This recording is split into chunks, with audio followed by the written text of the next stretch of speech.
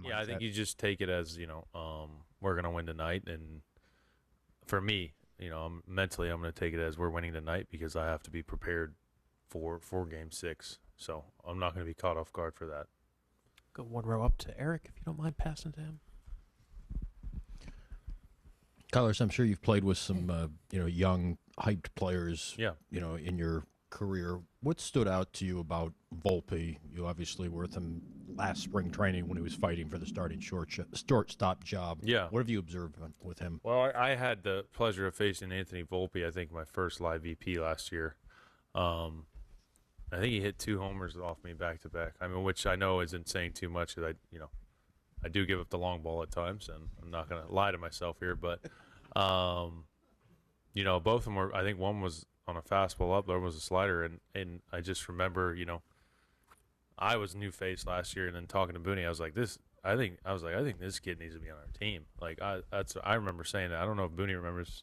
I'm not saying I'm the one that got him on the team, but like, I thought, he was very capable of playing in the big leagues. And then, as you know, last year he shows up and he swings the bat well. I'm not sure how many homers he hit some balls hard, and defensively he was a Gold Glove. I mean, that's pretty hard to do in Yankee Stadium, and let alone as a rookie.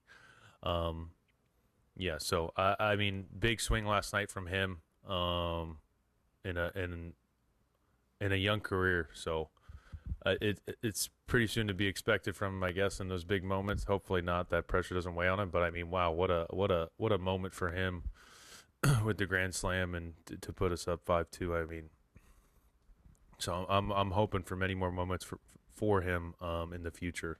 But it's been a pleasure. I mean, defensively he's been so great.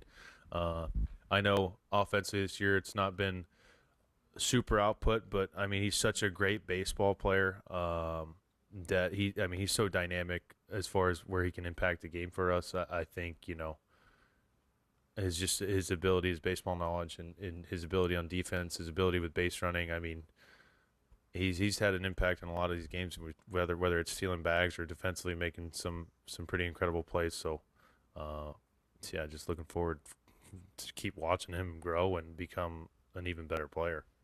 Up front on your right, Yeah. Carlos, Ron.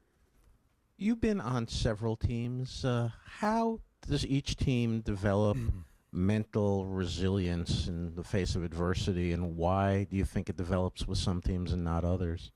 Yeah, that's a good question. I think last night was definitely a moment for us.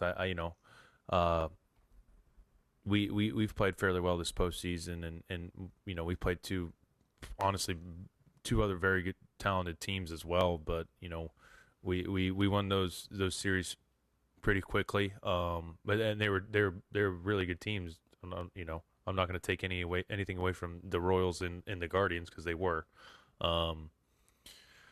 But it's just being down 3-0, and I think this is part of the journey, the adversity. No one said it was going to be easy, so I think this is obviously one stepping stone to having our back against the wall, and obviously we have another one tonight. So I mean, all games are must win at this point. And then someone asked me, I don't know what it was, a couple of days. Oh, when I was in LA after my start, they said, "Did you feel like tonight was a must win?" And I told them, I feel like any game in the postseason is a must win at this point.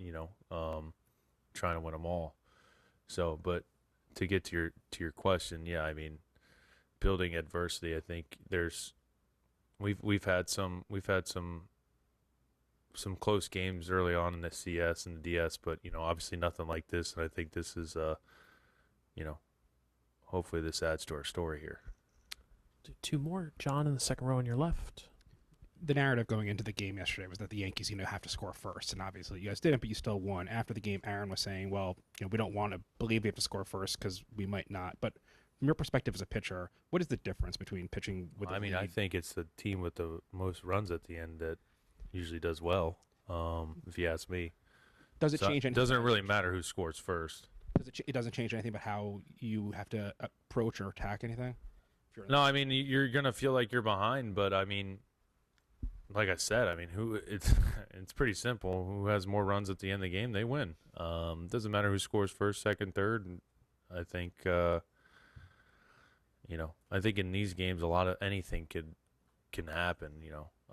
It's a lot different than the regular season, especially in the World Series. Baseball can be a wonky game, so I don't think you necessarily have to score first. And fifth row back, right center aisle, Tim. When Anthony Rizzo was in here yesterday explaining why the Yankees still have a shot, he said Garrett Cole tonight, of course, and then, quote, a pissed-off version of you in Game 6. Do you think that's a fair description? Yeah, I mean, hopefully it's the right description. I wouldn't say pissed off, but I'm trying to word this the right way.